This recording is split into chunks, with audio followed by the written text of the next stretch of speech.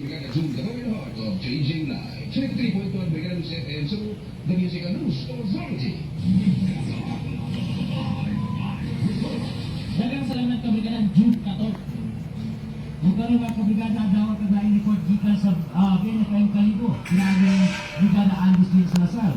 Mitol Police, itinutulong suspect sa pamamaril. Brigada Andis Lin Salazar, i-brigada mo.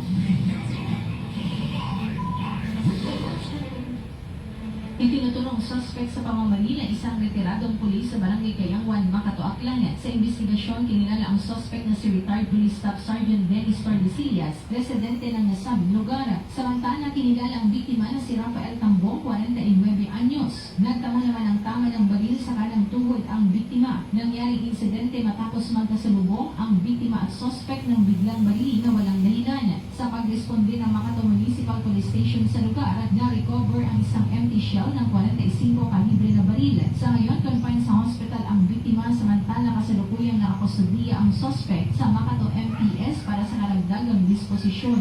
Ito si Kabrigada Neslin Salazar in the heart of changing lives ng 89.3 Brigada News FM Kalibo, the Music and News Authority.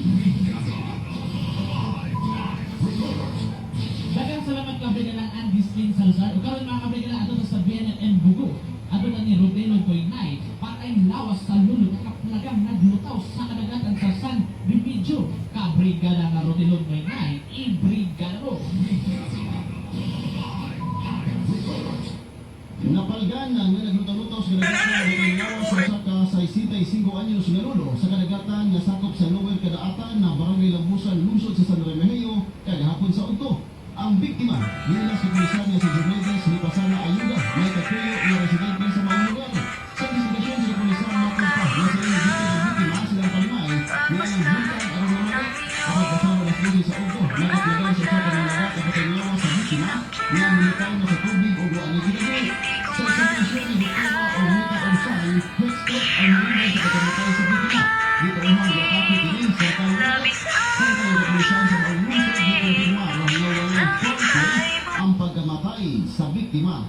Kini si Rodelo Nuinay in the heart of changing lives sa 90.9 Brigada News FM, Bugo City, the Music and News Authority. Dagang salamat Brigada Rodelo Nuinay. O karoon mga kabrigada, dawat taglayang report gikan sa Brigada News FM Toledo. Pinaagi ni Brigada Donald de los Reyes, DSW7 Regional Director Lucero, bibisita sa Batan sa Mayor sa Toledo. Brigadang Donald de los Reyes, i-brigada mo. Bibisita sa Batan ni Toledo City Mayor Marjorie Morales ang Regional Director sa DSWD7 na si Miss Shalerina Marie Lozaro. Tumunin niya ang sigutan ng mga serbisyo na itanyan sa mga batan alang sa mga Toledo.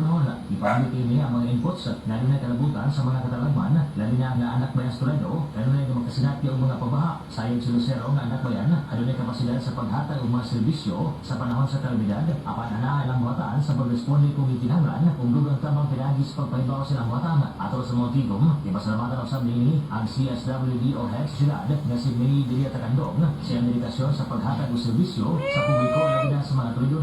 Sumayin niya kung pasalamat ni Toledo City Mayor Marjorie Morales sa DSWD7 sa ilang pagtamang ganunay sa mga Toledo.